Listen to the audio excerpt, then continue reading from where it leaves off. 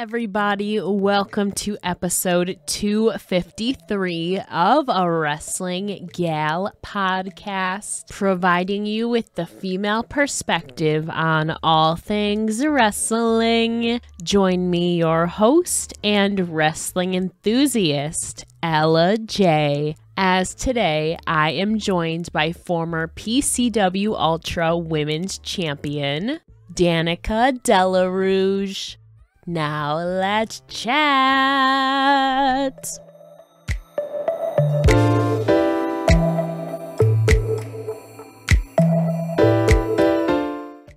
Hello, everybody. Today I am joined by your brand new PCW Ultra Women's Champion, Danika Della Rouge. So how are you doing today?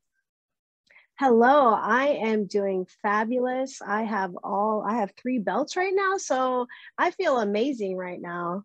Giving Viva Van a run for her money. Definitely, yes, too. Yes, I am. I must say, too, you've had quite the return to professional wrestling recently, which coincides with your championship. So firstly, can you kind of describe the energy or emotion you felt finally stepping back into the squared circle? Yes, I was definitely excited about it and nervous at the same time, a little bit worried because of my injury, but it shows that it didn't slow me down. And I just came back right in where I was at. Of course, too. I mean, before we talk about your recent title victory, like you said, we have to take it back a little bit and talk about your journey really over these last 6 months, I would say. So prior to this last March, I would say maybe even February, the last time you wrestled was September, correct? Yes. September, I had my surgery, so I couldn't do anything after that. So what exactly happened to cause your injury and ACL replacement surgery? I was actually on tour with midget wrestling, and it actually happened during a performance. I had tore it, and I knew exactly what it was because I've torn my other ACL when I was in middle school. So I knew instantly what it was, and I didn't want to give in to not wrestling anymore. So I had about 8 other matches after that because I didn't want to stop. But I mean, I was also trained to work or to be able to work somebody that is injured. So it ended up working out. That is true. So what does it, again, I've never had like knee problems or anything, so bear with me. So what does it exactly like feel like when you're wrestling with like essentially a messed up ACL in your knee? It was definitely scary because it can just give out at any second, especially during a performance. Thankfully, it never did give out during a show, but it did give out. I went to training once at Buddy Wayne Academy, and we locked up, and I went to chain. And as soon as I like went under, my leg gave out. I fell on the floor. I was crying. It was very intense. And from that moment, I stopped chaining, wrestling, anything like that. Yeah, definitely got to take care of yourself. Of course, you were on the shelf for a bit of time. I will say, though, again, I feel like normally the ACL turntable is like around 6 to 9 months, or sometimes even longer than that. I would say you had a pretty quick turnaround. So what exactly was the extent of your injury? Yeah, I'm not really cleared to wrestle yet. But I mean, like I said, there's ways to work around it. Yeah. And that's just what I've been doing. And I did have my first actual announced couple matches, and it felt really great. And this is the time where my doctor had said, like, hey, it's going to feel great. It's going to feel like you can do anything. But internally, your knee is not healed. So you need to be very, very careful around this time. Definitely too. And now you are back in action, of course, the new PCW Ultra Women's Champion. But during that time away, how did you kind of keep yourself occupied? Because that's got to feel like you're losing a part of yourself. Yes, it was definitely hard. I kind of just stayed away from wrestling and watching it just because it was so hard to, it's like something you love and you're not able to have it or do it. So I just had to just stay away from it for a while. I just played video games in the meantime, and just kept myself distracted and worked a lot. Especially too, I mean, video games, I feel like have been an escape for a lot of people, even just throughout the pandemic. But which ones are you finding yourself like most engaged in? I was playing Pokemon a lot and Animal Crossing a lot because Yeah. I had played Animal Crossing, but you know, you stop for a while, come back to it. Um, and Mario Party, that's the one I've been playing with like my family. We'd have it like every week and we'd play every weekend. So just to keep myself distracted. I like that. It's like a family game night. I feel like we don't get a lot of those nowadays. Yeah. Especially too now. Do you normally win in those family game nights, or where do you rank in that? I do. I'm either first or I'm second. Pretty good track record right there. I'm very competitive in things that I do.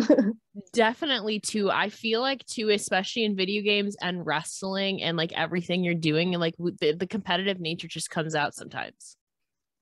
Yes, for sure. And I've always kind of been like that. It was to a point of where I for my birthdays when I was younger would go to the pool, play video games, and my parents would have to tell me, "Hey, if you keep acting the way you're acting, no one's going to want to play with you."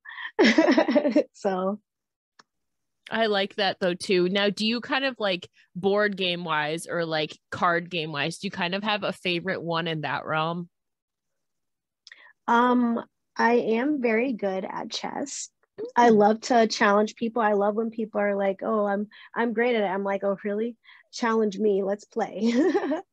um I really do like it. It's a strategic game and something that I've like always done when I was younger, and it's a lot of fun to me. I feel like chess is not everybody's thing, but you have to be, like you said, really strategic and also like understand all the concepts and like think moves and moves ahead. So like, did you kind of just learn naturally, or were you kind of guided and taught it from someone? I was definitely guided and taught it from elementary school. Really? Yeah. Huh. Interesting. So who kind of took you under their wing? Did you guys just play like against each other? Or what exact like how did you exactly learn? Because I feel like that's gotta take a while to like learn and understand, especially in elementary school. Yeah, it was a family member. Yeah. And we would just play. They taught me how to play, taught me the things to look for, how to think ahead of the other person. And I feel like I take that actually into life and observing people. That's a lot of what I do. Especially with observing and all of that. I mean, gaining your quiet comeback too recently, I feel like it takes a lot of time to heal, not only physically, but likely mentally and emotionally as well. So we talk before we talk about like physical training and all of that, what are some ways, maybe it is through gaming, but what are some ways you centered yourself back mentally being away from professional wrestling, which has been something you've been doing for years now? Um, I definitely listened to some podcasts of like the old school wrestlers of when they had injuries and what they were going through, and also spoke with other wrestlers that current or not currently, but like have recovered from an injury. Um, and that definitely helped me out a lot to know that there are other people that felt that way.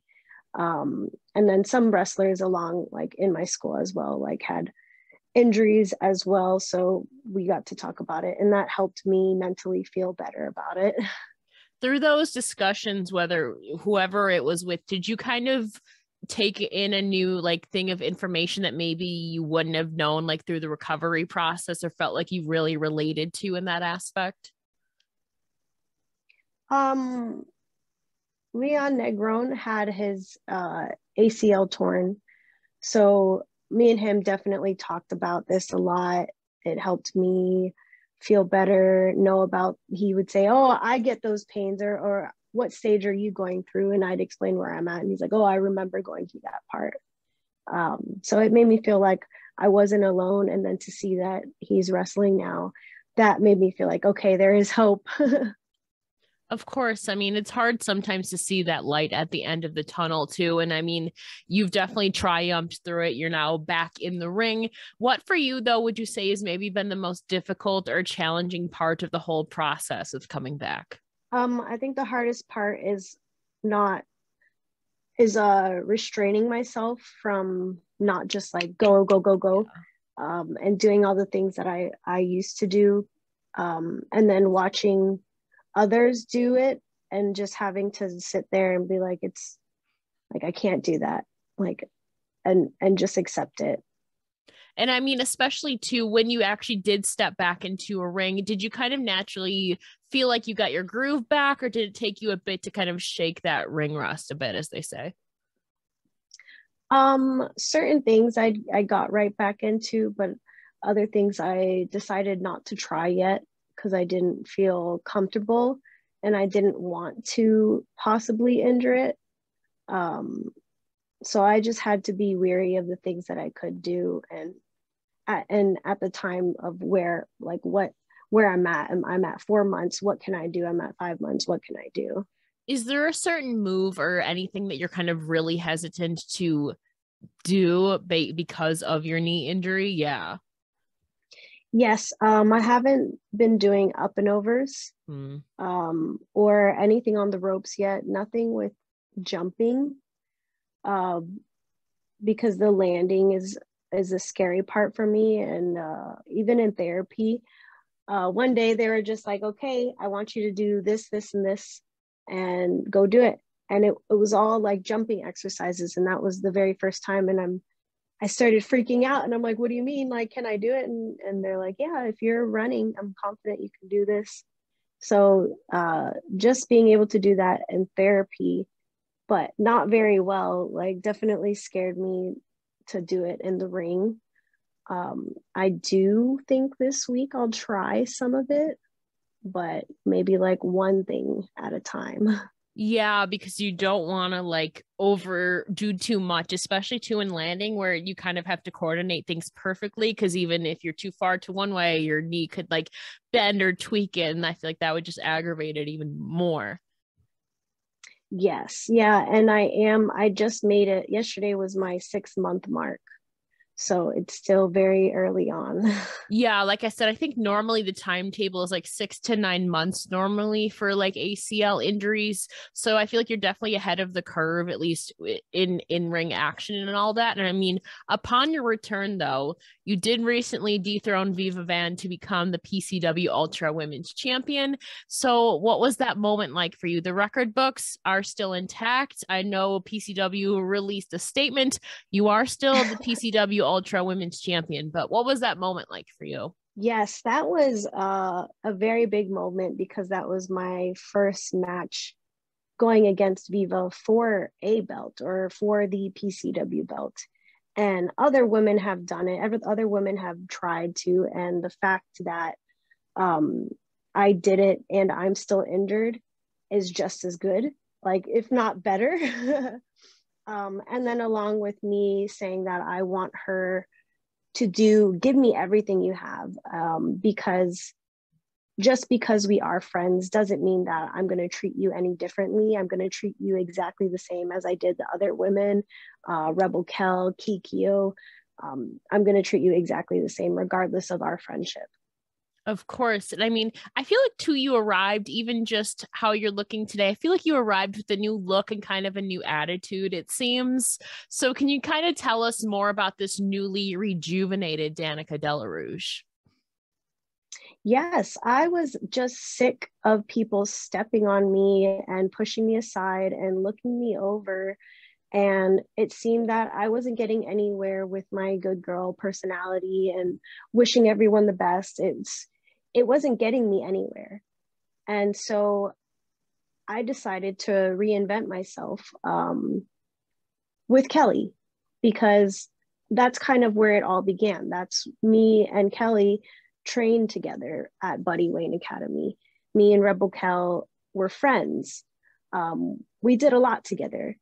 And I was done. I was done being pushed aside. And so that's where I started. And I liked it. I loved the feeling. I love the booze because I don't care. I don't care if you like me or not. I'm going to do what I want to do. And so I just carried it on from there on forth. And I didn't care who was in the ring. I don't care if you're a name, how long you've been wrestling, if you're a vet, or if you're my friend, it doesn't matter. I'm still going to come in there with my new attitude and my new moveset, and I am going to take over. You definitely are taking over already as the new champion. I feel like too, along with that new attitude is kind of a new look as well. I feel like for a while, a staple of your look was definitely your signature pink hair. And of course, there's still some shades to it in there. But what really prompted this, I would say, drastic hair change for you too?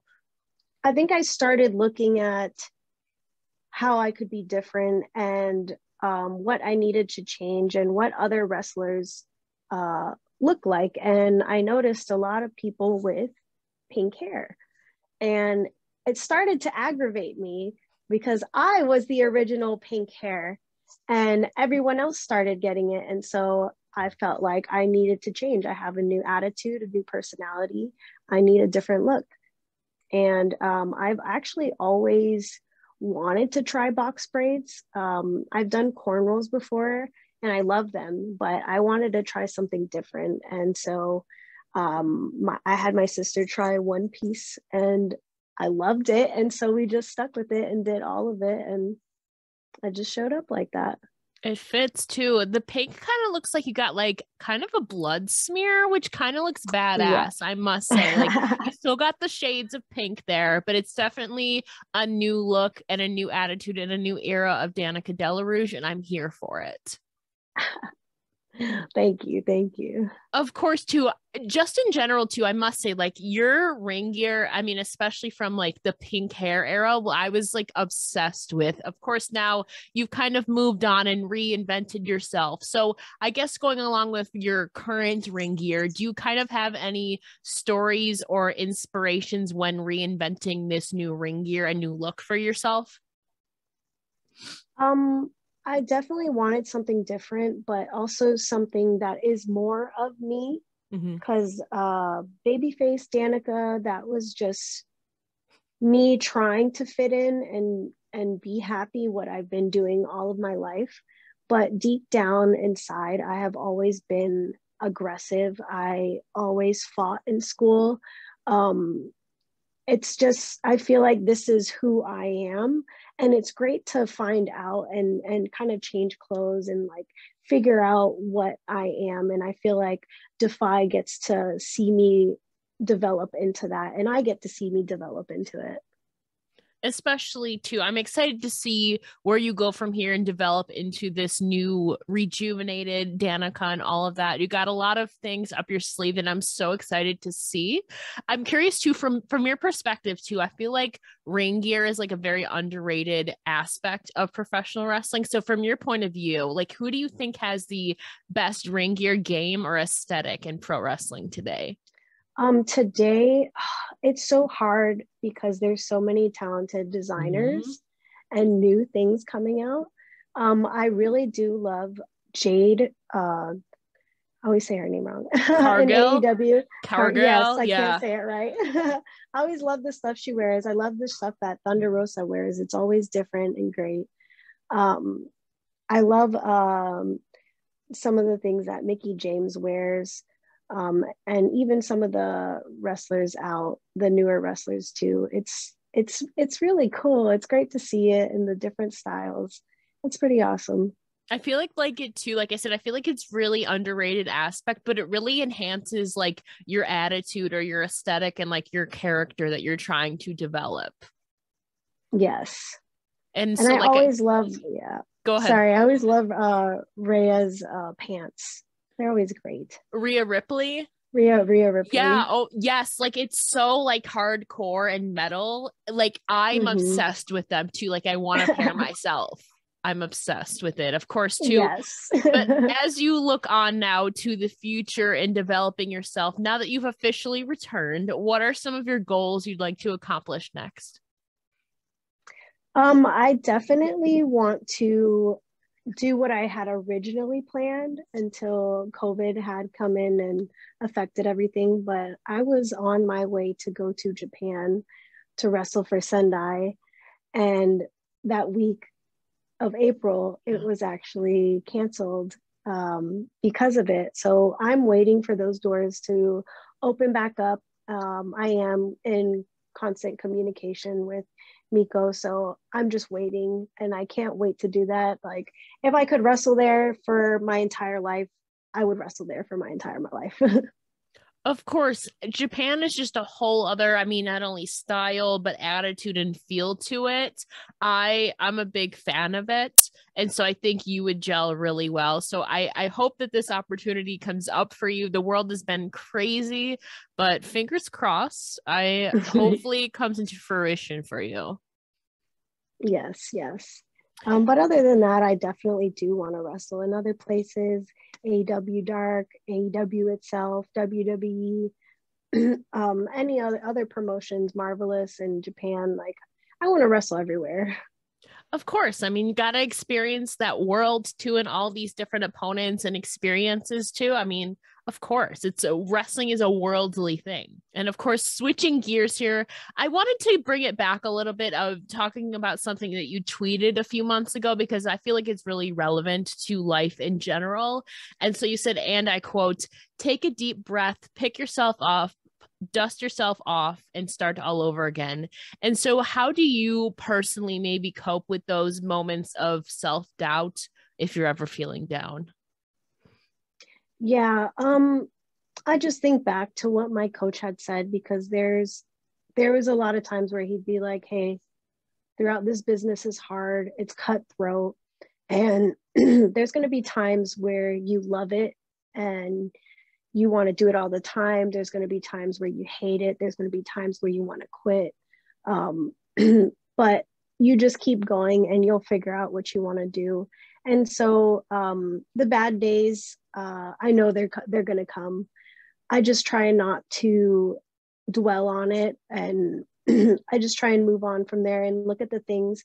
I'll look at the things that I've done in my past. I'm like, okay, I am getting there. It's just one bad day. It's just a couple bad days. It's like, it's going to happen. You just have to keep going or get left behind.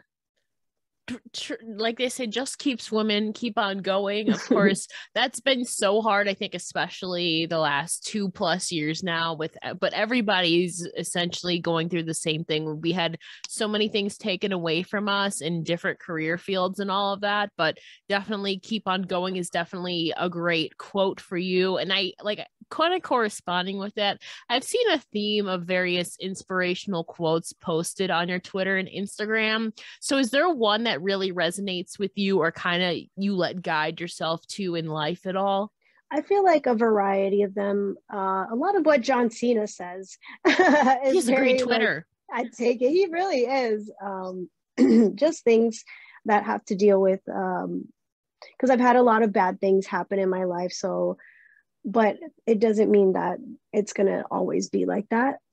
So I always just think about, like, okay, well, things happen for a reason, whether you like it or not, but where you're supposed to be, or your path, you're going to make it there. And so I just think like that. Of course, too, and everybody's path is different. Like I said, I love the theme. John Cena has a great account too, and you yourself have a lot of like uplifting quotes, and I love to see it. Especially, I mean, I know you have this new attitude, but you still got that sense of positivity and keep on trucking, as they say. And to close things out, you've posted that one of your goals is to inspire others as well. So for you, who are some people then in turn that inspire you personally or professionally? A lot of wrestlers that I look up to are the ones that have so much talent but aren't being utilized to it. Or that I see it, like Alicia Fox. She's great. Naomi, she can do amazing things. Ember Moon, she does like lucha. Like, she was never able to actually do it, and now I get to actually see it. More of the women, just because that's, I don't know, I feel like I'm more closer to them, or you know. Relatable. Yeah. Right, yeah, exactly. And then also seeing documentaries like The Rock, the things that he's gone through, Paige, things that she's gone through. And I feel like anyone can really be inspiring. Going through my WWE tryout, I got to hear a lot of stories and a lot of sad stories, but it doesn't make you who you are. Everyone has a sad story. It's up to you to get through it. And obviously, like, some people need a lot more help, which is great. Like I definitely needed a push. I needed help. So I definitely I can look up to just about anyone if I hear the right thing or if I see the right thing. I like that mentality too. Like everybody has a different story, whether it's untold or it's out there publicly. We all have like our own special path and all of that. And so I found it really inspiring that like one of your goals is to inspire others, whether that be through professional wrestling or your own story. I think that's really cool. Thank you. And of course, before I let you go, can you please tell the listeners where they can find you on all your social medias? Yes, you can find me on Instagram. I was hacked, but I got my account back. Okay. Danika Della Rouge. You can follow me on there. On Twitter, Danika D Rouge. They didn't have enough letters that I could put in there. Yeah. And Facebook, Danika Della Rouge as well. You know what's crazy? You're like actually like the second wrestler in the last couple of weeks that I've heard has gotten hacked. I don't know what's going on. But anyways, I digress. I'm glad you got it back, of course, so the people can follow you everywhere. And Danika, thank you so much again for joining me today. Thank you so much for having me. I had a lot of fun. Me as well.